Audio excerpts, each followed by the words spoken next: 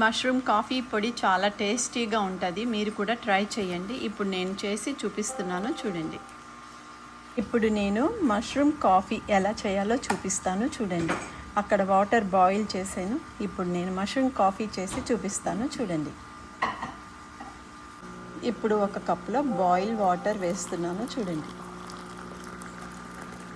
ఈ mushroom packet open చేశాను. అందులో ఇది చూడండి, స్పూన్ కూడా పెట్టారు, ఎంత చక్కగా ఉందో. ఈ స్పూన్తో ఇప్పుడు నేను మష్రూమ్ పౌడర్ వేస్తున్నాను, కాఫీ పౌడర్.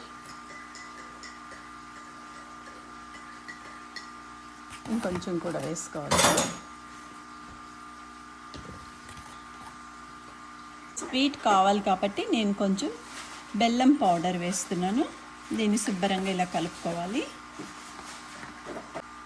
చూడండి. ఇప్పుడు నేను అందులో మిల్క్ వేస్తున్నాను.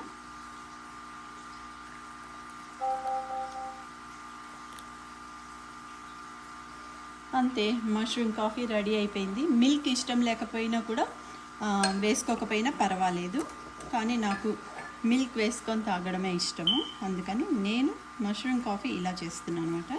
Tasty mushroom coffee ready.